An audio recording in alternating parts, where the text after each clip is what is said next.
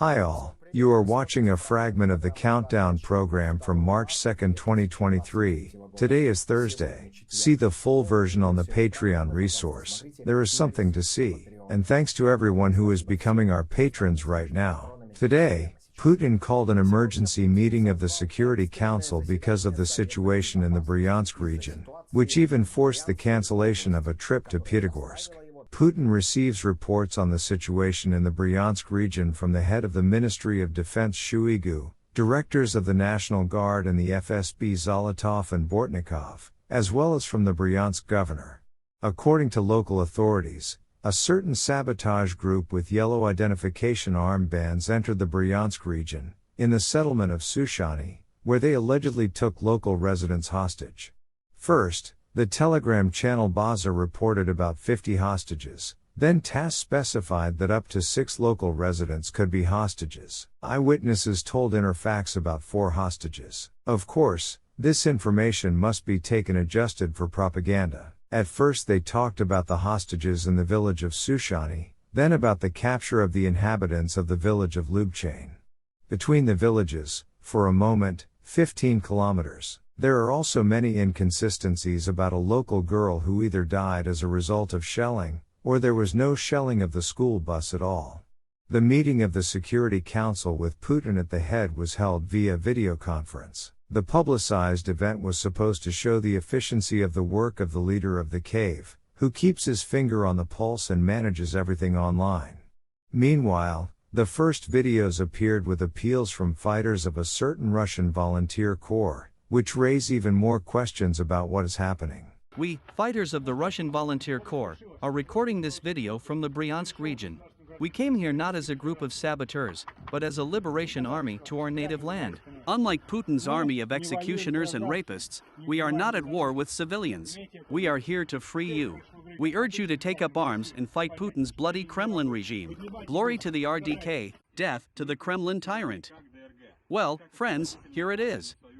The Russian Volunteer Corps crossed the state border of the Russian Federation. The proof is right behind me. We don't fight civilians, we don't kill the unarmed. Keep this in mind. Now it's time for ordinary Russian citizens to understand that they are not slaves. Raise a riot, fight. The main question is, if the FSB successfully carried out special operations with the capture of hostages in Beslan, then what prevents it from doing something similar now? According to the first signs, this whole hostage-taking story is very reminiscent of a hybrid mix of similar special operations from the early Putin era, when the budding dictator desperately needed to start turning the screws around the entire perimeter of the country. In any case, the plot twist is planned to be curious, especially if it turns out that the second part of the system has come into play, which is sick of both Putin and conservation with the announced purges, and which would like to merge the bald bankrupt commander in the name of its own reboot.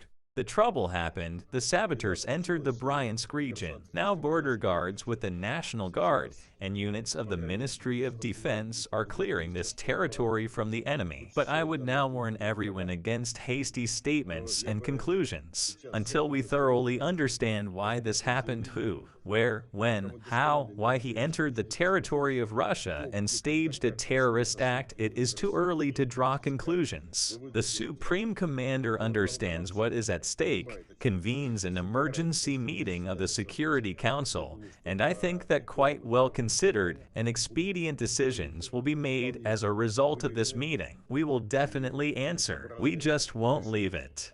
The office of the President of Ukraine described this as a fake and a classic provocation, while the main intelligence directorate of Ukraine admitted that perhaps the Russians are starting to wake up, realize something and take some specific measures.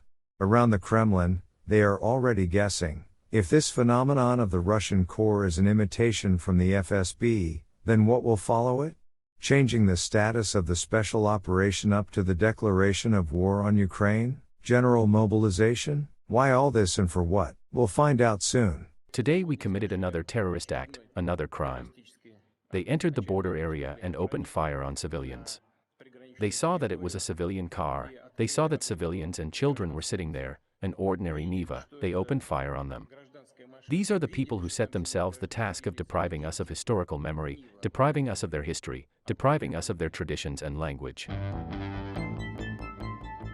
Become our patrons now and look further in this program. Another crime of racists in Zaporizhzhia. As a result of the rocket attack, a 5-story residential building was destroyed. 3 people died, 20 more people were hospitalized. While the racists are suffering significant losses in the war, Putin announces a new purge at the FSB board, which, according to the dictator's plan, will take place not from the bottom up, but from the top down.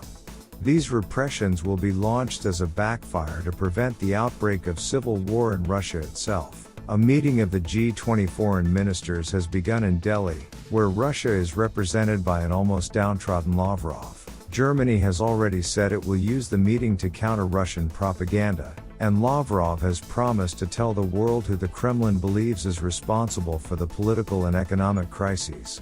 The escalation around Moldova is part of the Kremlin's big game aimed at seizing another European foothold. Air Moldova has cancelled some flights scheduled for today and tomorrow. We are talking about flights from Chisinau to Prague, Verona, Milan, London, Istanbul, and Tbilisi. The reasons for this decision are not reported, although they are obvious. And the last, in connection with the latest events in the Sumy and Chernihiv regions of Ukraine, bordering the Bryansk region of Russia, an air alert has been declared. Gurulev, start the nuclear hurdy-gurdy. The king will take revenge. And that's all for today. See the full version of the program on the Patreon resource. And thanks to everyone who is becoming our patrons right now. I hugged everyone. Meet tomorrow on Friday Live. Glory to Ukraine.